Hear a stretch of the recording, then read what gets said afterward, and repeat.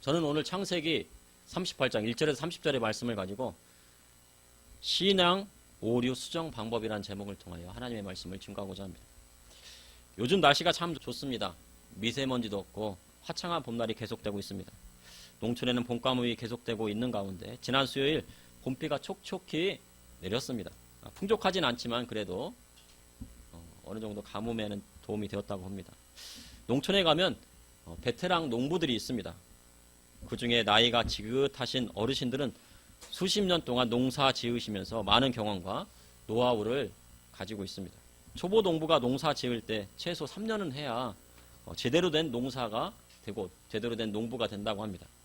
농사를 지을 때 식물 중에서 거름을 많이 주어야 하는 작물이 있는가 하면 거름을 적게 주어야 하는 식물도 있습니다.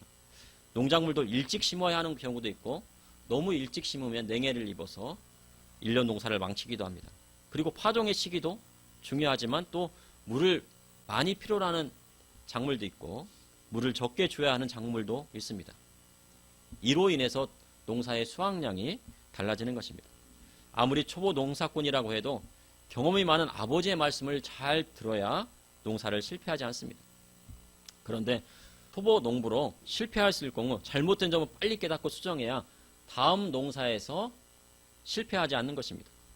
세상 일도 마찬가지입니다. 사람이 실패하지 않을 수는 없지만 실패한 다음에 중요한 것은 빨리 깨닫고 수정하고 다시 일어서야 한다는 것입니다. 똑같은 실수를 반복하게 되면 나중에 그것이 굳어져서 절대 일어설 수 없게 됩니다. 오늘 본문을 보니 하나님의 법이 아닌 세상적인 방법을 쓰다가 큰 실수를 만들어낸 사람이 있습니다. 그가 바로 유다입니다. 유다의 실수로 인하여 어떤 일이 벌어졌고 유다는 어떻게 신앙의 오류를 수정했는지 말씀을 통해 여러분과 나누고자 합니다. 첫째, 하나님의 법을 따라야 실수가 적습니다.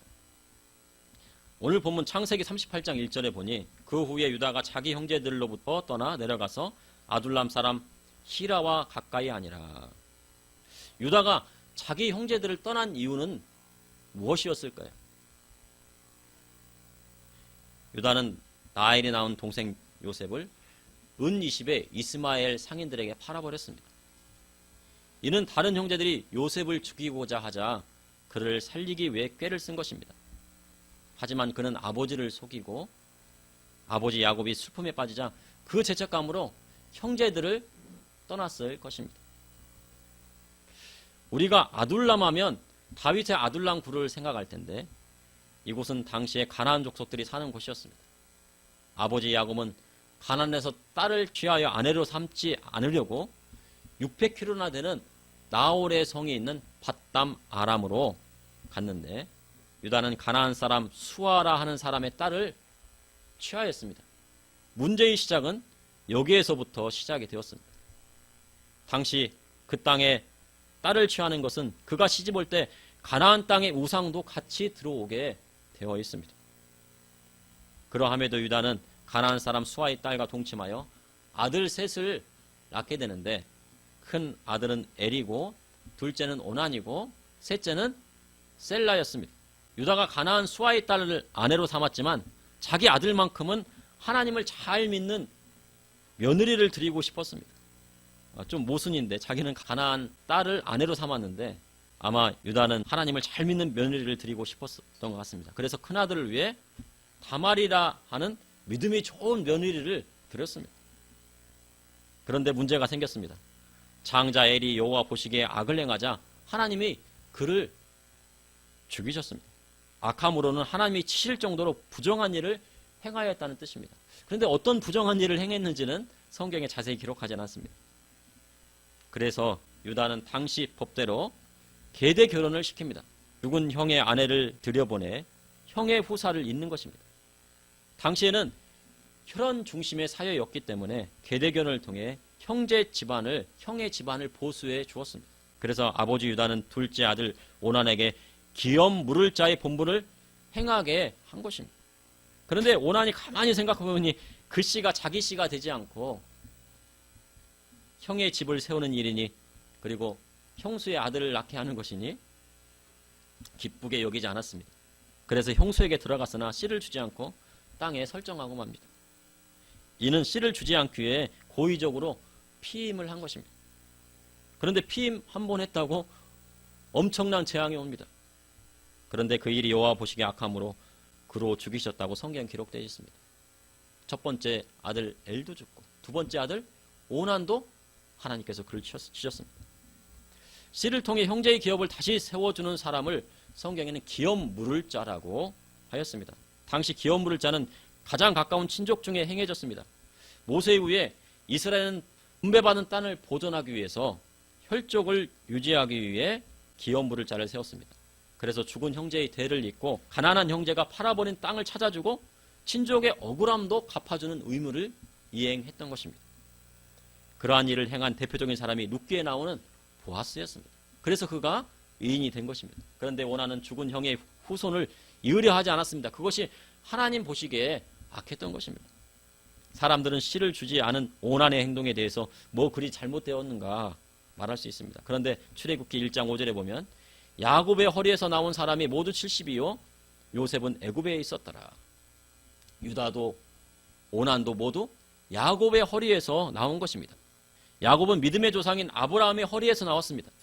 아브라함과 이삭과 야곱은 하나님의 언약을 받았습니다. 그런데 오난이 그 형에게 씨를 주지 않으려 함은 조상들에게 주신 하나님의 언약을 지키지 않겠다는 불신앙적인 마음이 그 속에 있었던 것입니다. 그래서 하나님이 그를 치셨습니다. 씨 즉 남자의 정자에는 그 사람의 영혼이 들어있다고 합니다. 그래서 구약에서는 씨를 중요시했습니다. 신약성경 마태복음 1장 1절에 아브라함과 다윗의 자손 예수 그리스도의 계보라. 바로 계보는 바로 족보를 이야기합니다. 하신 것은 바로 구약성경에 나오는 씨의 흐름을 나타내는 것입니다. 사람의 영혼을 히브리어로 네페시라 하고 헬라어로는 푸시케라고 하는데 그럼 영혼은 어디에서 오느냐? 영혼은 아버지로부터 물려받는 것입니다. 아버지의 씨에서부터 물려받는 것입니다. 조상들의 씨에서부터 물려받습니다. 그리고 하나님 아버지께서 그 영혼을 허락하여 주시는 것입니다. 네페시는 라틴어로 아니마인데 단순히 영혼으로 해석할 수 있지만 더 깊게 들어가면 I, person, 그 다음에 self라는 뜻이 있습니다. 그리고 네페시는 감정과 감각의 원천으로 아버지의 기질을 아들이 담는 것입니다. 아들의 모습을 보면 그 아들 모습 속에 아버지의 성격이나 성품이 그리고 기질이 들어있습니다. 그러니 아들이 아버지의 신앙과 기질을 물려받는 것입니다. 그러니 유다가 다말에게 들어가라 한 것은 오난을 통해서 아브라함과 이삭과 야곱의 계보를 이으라는 것입니다. 그런데 오난은 그것을 싫어했습니다. 그런데 다시 문제가 생겼습니다. 유다가 엘과 오난이 죽자 며느리 다말에게 숫자라고 친정으로 가이르스라고 합니다. 너 친정에 가 있어. 뭐 곱게는 얘기 안 했을 것입니다. 막내 아들 셀라가 장성하기를 기다리라 한 것입니다. 그런데 다말이 기다려도 오라는 소식이 없습니다. 시아버지가 오라고 하는 소식이 없습니다. 이는 유다가 막내 아들 셀라도 죽을까 염려하였기 때문입니다. 유다의 이러한 생각은 하나님을 믿는 신앙의 오류에서 오는 것이었습니다. 유다는 며느리 다말로 인해 두 아들이 죽었다고 생각했습니다. 그러나 엘과 오난이 죽은 것은 며느리 다말 때문이 아니었습니다. 그들이 하나님 보시기에 악을 행하였기 때문이었습니다. 그러나 유다는 자신의 두 아들에게서 찾지 않고 며느리에게서 그 문제점을 찾으려 했습니다.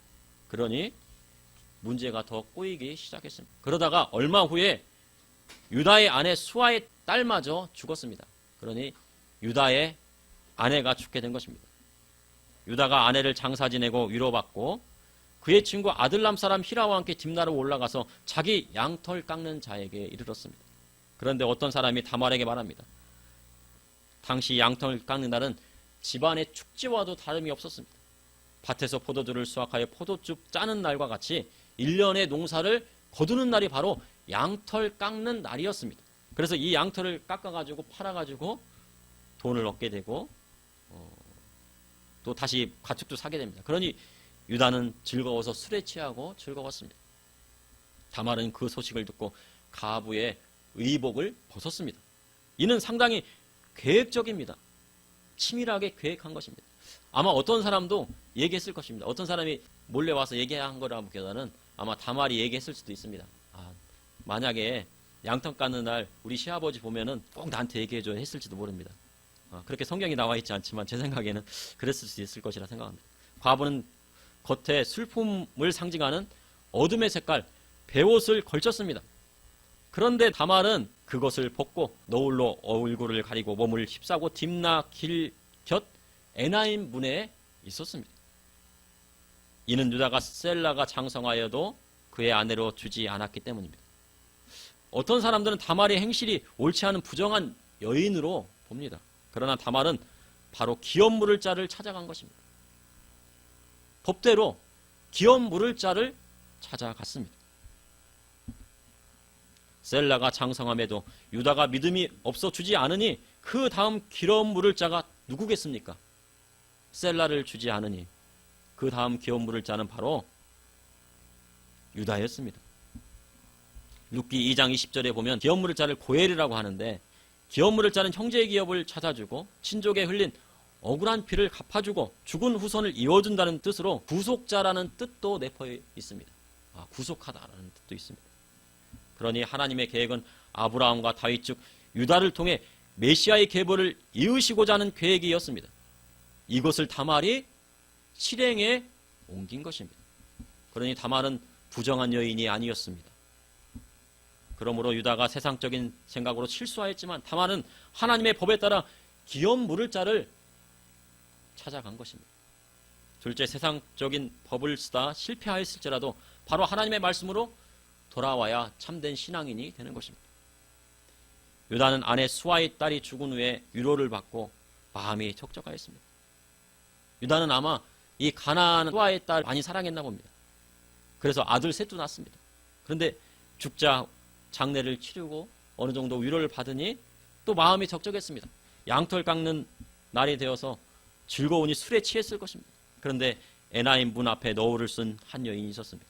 유다는 그를 창녀로 보고 나로 내게 들어가게 하라 합니다. 유다는 술에 거하게 취하고 그 여인이 너울을 썼으니 며느리인지 알아보지 못했습니다. 그가 당신이 무엇을 주고 내게 들어오느냐 하니 유다가 자신의 염소 새끼를 주겠다 합니다. 그러자 그가 당신이 그것을 줄 때까지 담보물을 주겠느냐, 지금 염소 새끼가 없으니 담보물을 담보 잡고 나중에 염소 새끼를 받기 위한 것입니다. 하니 유다가 다시 무슨 담보물을 내게 주라 하며 묻습니다. 그러자 그가 당신의 도장, 그 끈, 당신의 손에 있는 지팡이로 하라 합니다. 지팡이는 막대기로 권위를 상징하는 규입니다. 규. 이 규는 홀규입니다. 홀규. 임금들이 쓰는 이런 홀도 규라고 하고 지팡이도 규라고 하는 것입니다. 그래서 이름에 규라는 이름이 있으면 이 왕권을 뜻하는 그런 이름일 수도 있습니다. 그리고 당시 도장과 끈과 함께 남성이 지니는 3대 휴대용품이었습니다. 그렇게 유다가 들어가자 그로 인해 다말이 임신하고 말았습니다. 그리고 다말은 너울을 벗고 언제 그랬느냐는 듯이 과부의 의복을 도로 입었습니다. 유다가 아들람 사람에게 부탁하 염소 새끼를 보내고 그 여인의 담보물을 찾아달라 하였지만 여인을 찾지 못했습니다. 그래도 도장과 그 끈과 지팡이는 아주 중요한 물건이었기 때문입니다. 에나임 사람에게 물으니 에나임에 있던 창녀가 어디 있느냐 하니 이곳에는 창녀가 없다고 합니다. 창녀란 히브리어 케데샤로 우상에게 헌신한 사람이란 뜻입니다. 다시 말하면 신전 매춘부를 뜻하는 것입니다. 만약 유다가 매춘부와 한 몸이 되었다면 하나님 앞에 범죄하는 것과 같은 일이 되고 맙니다.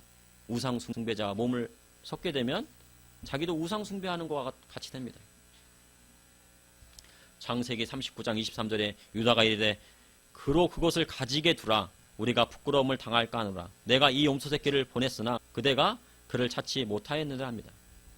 이는 그것을 가지려면 가지라고 해라. 잘못했다가는 나중에 부끄러움을 당할 것이다. 어찌되었든 나는 염소 새끼를 보냈는데 자네가 그 여인을 찾지 못한 것이 아니냐. 그러면서 자신의 잘못을 친구에게 전가시킵니다.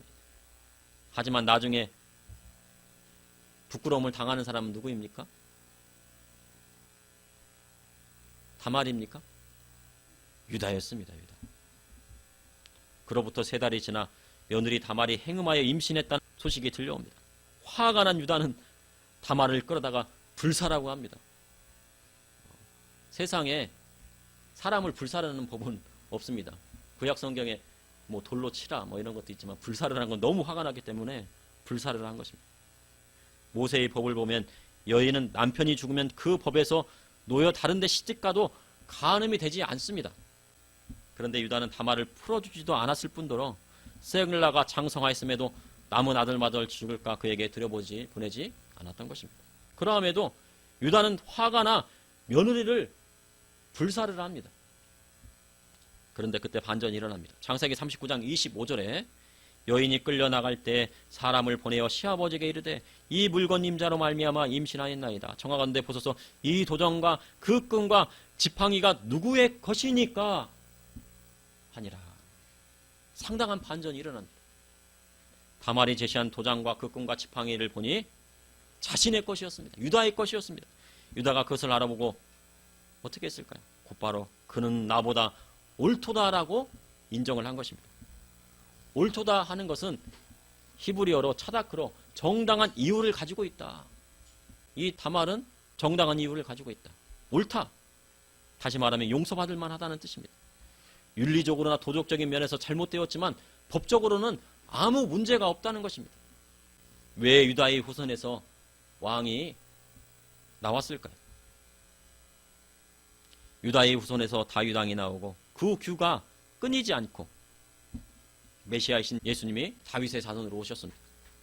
그 이유는 유다가 하나님 앞에 자신의 잘못을 회개하고 사람들 앞에 잘못된 부분을 인정했기 때문입니다. 유다는 자신이 부끄러움을 당할지라도 수정할 수 있는 용기가 있었습니다. 그리고 자신의 친동생인 요셉을, 배다른 동생이긴 하지만 친동생입니다. 동생을 은 20에 팔아넘겼지만, 근데 유다는 그를 죽이지 않기 위해서 은 20에 팔아넘기게끔 그렇게 꾀를 쓴 것입니다. 그러나 유다는 그 동생을 팔아넘길 마음이 없었습니다. 처음부터. 그것을 회개하고 형제들을 떠났던 것입니다. 그럴 정도로 이 유다는 정직했습니다. 사람 앞에 정직했고 하나님 앞에 정직했습니다. 다윗도 정직했습니다. 바세바를 취한 일로 인해서 그것이 다 드러났을 때 사람들을 호통치고 그것을 숨기려 하지 않고 다 드러내고 자기가 잘못했다고 하나님 앞에 회개했습니다. 이처럼 하나님은 정직하던 자를 쓰십니다. 유다는 먼 일을 창녀처럼 생각하고 들어간 일이 밝혀져 사람들 앞에 부끄러운 일이 되는 것을 알았지만, 그러나 그는 자신의 잘못된 부분을 인정하고 하나님의 법을 따른 것입니다. 이처럼 믿음의 성도는 잘못된 것을 인정하고 정직해야 합니다. 그리고 자신의 잘못을 하나님 앞에 회개할 줄 아는 사람이 참 신앙인인 것입니다. 그러니 믿음의 성도로 세상적인 생각으로 잠시 잘못되었다 할지라도 회개하고 하나님 앞에 돌아설 수 있어야 하나님이 그를 쓰시는 것입니다. 셋째, 실패할지라도 주님만 붙잡고 나아가면 주님이 그 길을 인도하십니다. 유다가 모든 잘못이 막내 아들 셀라를 다말해 주지 아니함으로 발생하였음을 시인합니다. 그리고 다시는 그를 가까이 하지 않았습니다. 이는 유다가 기업 물을 자의 본분을 다하였지만 며느리 다말을 아내로 받아들이는 폐륜을 저지르지 않겠다는 의지라 볼 수 있는 것입니다. 다말이 해산할 때가 되었는데 쌍태가 있습니다. 산파가 처음 나오는 아기의 손에 붉은 실을 묶어 두었지만 그 손이 도로 들어갑니다. 그리고 아우가 터뜨리고 나옵니다. 그래서 베레스라 합니다. 셀라는 홍색 실을 먼저 묶었지만 그 뒤에 나와 그의 이름을 셀라라 합니다. 그런데 바로 예수님의 계보를 보면 이 베레스를 통하여 예수님의 계보를 잊게 하셨습니다. 마태복음 1장 3절에 유다는 다말에게서 베레스와 셀을 낳고 베레스는 헤스론을 낳고 헤스론은 람을 낳고 다말이 예수 그리스도의 계보에 들어가 있습니다. 이는 다말이 메시아의 계보를 잇고자 하는 믿음이 있었기 때문입니다. 메시아의 계보는 유다의 셋째 아들 셀라에 이어진 것이 아닙니다. 믿음의 여인 다말이 낳은 둘째 아들 베레스에 의해서 이어졌습니다. 그러니 하나님 말씀대로 살고자 하는 믿음의 사람을 통하여 메시아의 계보가 이어진 것이라 할 수 있습니다. 동정녀 마리아는 자신이 낮고 비천한 시골 처녀임을 고백했습니다. 그러나 하나님은 그의 믿음을 보시고 예수님의 어머니로 마리아를 택하셨습니다. 구약 성경 전체를 보면 메시아의 탄생을 방해하는 사탄의 세력과 믿음을 지키려는 선한 영향을 끼치는 하나님의 백성과의 싸움이 계속 이어져 왔습니다. 만약 다말의 믿음이 아니었다면 유다를 통해 나와야 하는 메시아의 계보를 장담하지 못했을 수도 있습니다. 그러니 다말은 언약의 씨를 이어받았다고 할 수 있습니다. 신약 성경에 보면 씨 뿌리는 자의 비유가 있습니다. 이곳에서 씨는 하나님의 말씀을 뜻하고 바로 복음의 말씀을 뜻합니다. 이단은 자기의 씨를 받으라 합니다. 그러나 신약 시대의 사람을 씨를 받으라는 것은 성적인 타락을 말하는 것입니다. 그러한 것을 주장하면 바로 이단이라 생각하면 됩니다. 예수님께서 이 땅에 오신 이후에 지금의 씨는 복음의 말씀을 나타내는 것입니다. 전 세계에 나가 믿음으로 복음의 씨를 뿌리면 하나님 나라의 유업을 이을 상속자가 되는 것입니다. 복음의 씨를 뿌리면 천국으로 가는 하나님 백성이 많아지는 것입니다. 그리고 천국의 생명나무의 열매가 주렁주렁 열리게 되는 것입니다. 전 세계적인 식량난이 과속화되고 있습니다. 이런 와중에 씨 뿌리는 농부의 수고가 해같이 빛나는 것입니다. 믿음의 성도는 후손들에게 땅을 유업으로 물려줘야 합니다. 그리고 상속해 주어야 믿음이 있는 것입니다. 신약시대에도 땅을 물려줘야 믿음이 있는 집안이 것입니다. 그런데 땅 투기하지 말고 그 땅에서 자손을 많이 낳아 기르며 그 땅을 정복해야 합니다. 그리고 그에 더하여 하나님 나라의 유업을 물려줘야 참된 주님의 제자가 되는 것입니다. 세계적인 축구 스타의 씨를 구하는 사람들이 있다는 소문이 있습니다. 왜냐하면 축구 스타의 씨에서 뛰어난 운동 감각이 있는 아이가 태어날 수 있기 때문입니다. 그러나 영원히 없는 번식은 다만 네피림일 뿐입니다. 그래서 믿음의 성도는 자신이 네필 씨를 물려주어야 하는 것입니다. 아버지의 신앙과 그 기질을 물려주는 것입니다. 그리고 하나님 나라의 유업을 물려주어야 하는 것입니다. 2000년 전 이 땅에 메시아이신 예수님의 오심으로 이제 우리는 복음의 씨앗을 가지게 되었습니다. 그래서 세상에 나아가 복음의 씨를 뿌려야 합니다. 울며 씨를 뿌리는 자는 기쁨으로 그 단을 거두리라 하셨습니다.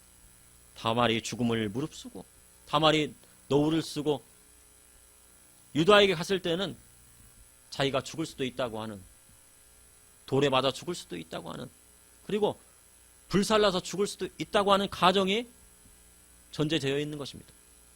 다말은 그 시아버지한테 가는 것이 좋았겠습니까? 좋지 않습니다. 그러나 그는 믿음으로 기업 물을 자를 찾아간 것입니다. 다말이 죽음을 무릅쓰고 기업 물을 자를 찾은 것처럼 우리가 구원자이신 예수님의 복음을 목숨을 다하여 세상에 나가 전해야 하는 것입니다. 룻기 4장 12절에 여호와께서 이 젊은 여자로 말미암아 상속자를 주사 내 집이 다말이 유다에게 낳아준 베레스의 집과 같게 하기를 원하노라. 이는 보아스가 젊은 룻에게 축복을 한 말입니다. 축복의 기도인 것입니다. 비록 유다는 실수했을지라도 하나님은 절대 실수하지 않으시는 분입니다. 그러니 믿음의 다말을 통해 메시아의 계보가 이어지게 된 것입니다. 그러니 유다처럼 자신에게 신앙의 오류가 생겼을지라도 잘못을 인정하고 하나님의 말씀의 법으로 돌아와야 참 신앙인이 되는 것입니다. 그러므로 하나님의 법을 따라야 실수가 적습니다. 그리고 세상적인 방법을 쓰다 실패했을지라도 바로 하나님의 말씀으로 돌아와야 되는 것입니다. 또한 유다처럼 실패하여 부끄러울지라도 다시 회개하고 주님의 복음의 말씀을 붙들어야 우리 삶에 희망이 있는 것입니다. 잠시 기도하시겠습니다. 사랑해 주님, 오늘도 감사합니다. 주님께서 이렇게 주님 앞에 나와 예배드릴 수 있도록 인도하여 주시니 감사합니다. 우리의 예배를 받아주시고 우리의 찬양 받아주시고 우리의 기도 받아주시고 우리가 세상을 살면서 하나님과 항상 동행하게 하여 주시고 주님과 함께하는 삶 살게 하여 주시옵소서. 주님, 우리에게 잘못된 점이 있다 할지라도 잘못된 선택을 했다 할지라도 주님 그 길에서 돌이키게 하여 주시고 하나님의 법과 하나님의 말씀대로 나아갈 수 있도록 인도하여 주시옵소서. 세상 사람들은 세상법에 따라 세상 사람 따라간다 할지라도 주님, 저와 우리 믿음의 성도는 하나님의 법에 따라 하나님의 말씀 따라 살아갈 수 있도록 인도하여 주시옵소서. 예수님 이름으로 기도합니다.